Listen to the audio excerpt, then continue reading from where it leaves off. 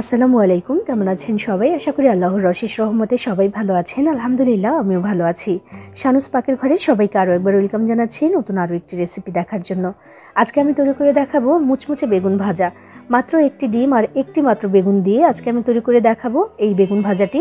এটা কিন্তু বানিয়ে নেওয়া একেবারেই সহজ এবং এইভাবে যদি একবার বানিয়ে খান তাহলে অন্য কোনোভাবে কিন্তু বেগুন খেতে ইচ্ছে করবে না, এটাই বারবার খেতে ইচ্ছে করবে। যেমন বানিয়ে নেওয়া সহজ তেমনি খেতে মজা। চাইলে কিন্তু এটা আপনি স্ন্যাক্স হিসাবেও খেতে পারেন, আবার চাইলে গরম ভাতের সাথে কিংবা পোলাওয়ের সাথেও কিন্তু সার্ভ করতে পারবেন। তো চলুন আজকে এটা কীভাবে তৈরি করেছি দেখে নেওয়া যাক। আর আপনি আমার ভিডিওতে একটা লাইক করে চ্যানেলটি সাবস্ক্রাইব করে পাশেই থাকবেন আশা করছি। তো এখানে আমি একটা বেগুন নিয়েছি, তো যে এই বেগুনটা নিয়েছি আমি, এবার এটাকে কেটে নিতে হবে। বিসমিল্লাহির রহমানির রহিম। বেগুনটাকে আমি কেটে নিচ্ছি। আসলে বেগুন কাটবো সেটা দেখানোর কিছু নেই, তবে আমি এই রেসিপিটার জন্য কিভাবে কাটছি সেটা একটু দেখিয়ে দিতে চাই। এই যে এমন করে কেটে নিচ্ছি, খুব বেশি পাতলাও না আবার একেবারেও মোটাও না, কারণ এই বেগুনটা ফ্রাই হবে, এটা যেন সেদ্ধ হয়ে যেতে পারে সেদিকে একটু খেয়াল রাখতে হবে। আর যে প্রথম যে পিসটা আমি কেটেছি ওইটা একটু কালো, একটু দাগ, ওইখানে কিন্তু কোনো পোকা নেই, একটু দাগ, তাই আমি ওটা বাদ দিয়ে দিলাম, দেখতে ভালো লাগছে না। তো এটাকে বাদ দিয়ে দিয়েছি। আর পুরো বেগুনটাকে আমি একইভাবে কেটে নেব। আর যেহেতু বেগুনটার সাইজটা একটু বড় মাশাআল্লাহ, তো অনেকগুলো টুকরো কিন্তু এখান থেকে হবে, তাই একটা বেগুন দিয়ে কিন্তু হয়ে যাবে। আর এই একটা বেগুনের সাথে কিন্তু একটা ডিম দিলেই হয়ে যাবে।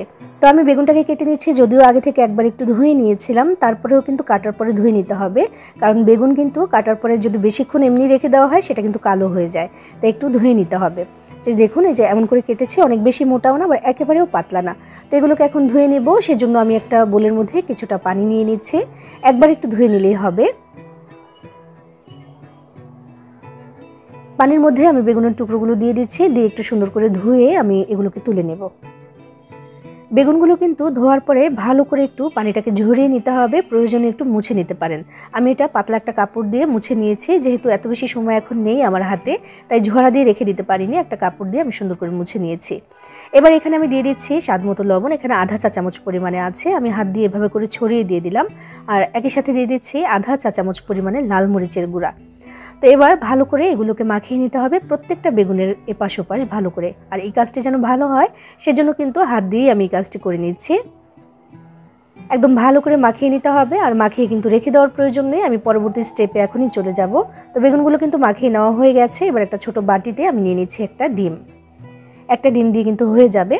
তো এবার এখানে দিচ্ছি 1 চিমটি পরিমাণে লবণ, দিয়ে ডিমটাকে ভালো মতো ফেটে নিতে হবে। ডিমটা ফেটে নেওয়া হয়ে গেলে এবার আমি বাকি উপকরণগুলো এখানে একটু দেখিয়ে দিচ্ছি। আমি এখানে নেব কর্নফ্লাওয়ার, আর এই কর্নফ্লাওয়ারটা কিন্তু অবশ্যই প্রয়োজন মুচমুচে করার জন্য। তো কর্নফ্লাওয়ার নিয়েছি একটা বাটিতে, আর নিয়েছি বেশ কিছুটা পরিমাণে ব্রেড ক্রাম্বস। এটা কিন্তু উপরে আমাদের কোটিং করার জন্য লাগবে, আর এটার জন্য কিন্তু ভালোই মুচমুচে হবে। তো প্রথমে ওই যে মাখিয়ে রেখেছিলাম বেগুন, সেখান থেকে এক টুকরো নিয়ে কর্নফ্লাওয়ারের মধ্যে একটু গড়িয়ে নিলাম আমি, যেভাবে লেগে গেছে। এবার দিয়ে দিচ্ছি ডিমের মধ্যে, ডিমের যে মিশ্রণটা সেখানে দিয়ে একটা কাঁটা চামচ দিয়ে এপাশ ওপাশে একটু ভিজিয়ে নিয়ে তুলে সরাসরি দিয়ে দিচ্ছি ব্রেড ক্রাম্বসের মধ্যে। দিয়ে এবার ভালো করে হাত দিয়ে চেপে চেপে এটা লাগিয়ে দিতে হবে। এই যে ছোট একটু স্টেপ করলাম, এটার কারণে কিন্তু অনেক বেশি মুচমুচে হয়, আর খেতেও কিন্তু ভীষণ ভালো লাগে, একেবারেই অন্যরকম। এমন একটা রেসিপি এটা যে এটা চাইলে আপনি নাস্তাও খেতে পারেন, স্ন্যাক্স হিসেবেও খেতে পারেন, আবার চাইলে এটাকে গরম ভাতের সাথেও খেতে পারবেন, আবার পোলাওয়ের সাথেও কিন্তু সার্ভ করতে পারবেন। একেবারে ভিন্ন রকম একটা রেসিপি, নর্মাল বেগুন ভাজাটার থেকে অনেক বেশি আলাদা হয় এটা, আর খেতেও কিন্তু ভীষণ ভালো লাগে। তো আমি এক এক করে এই বেগুনগুলোকে এইভাবে করেই কিন্তু কোটিং করে নেব। চাইলে বাড়িতে যদি ব্রেড ক্রাম্বস না থাকে এটাকে কিন্তু বিস্কুটের গুঁড়া, টোস্ট বিস্কুটের গুঁড়ার মধ্যেও কিন্তু কোটিং করে নিতে পারবেন। তো সবগুলো একইভাবে করে নিয়েছি আমি, এই যে এখানে নিয়ে নিয়েছি সবগুলো। এবার সরাসরি ভাজার জন্য চলে যাব। চুলায় আগে থেকে তেল গরম হতে দিয়েছিলাম। বিসমিল্লাহির রহমানির রহিম। আমি এক এক করে এবার গরম তেলের মধ্যে দিয়ে দিচ্ছি আমাদের এই বেগুনের টুকরোগুলো।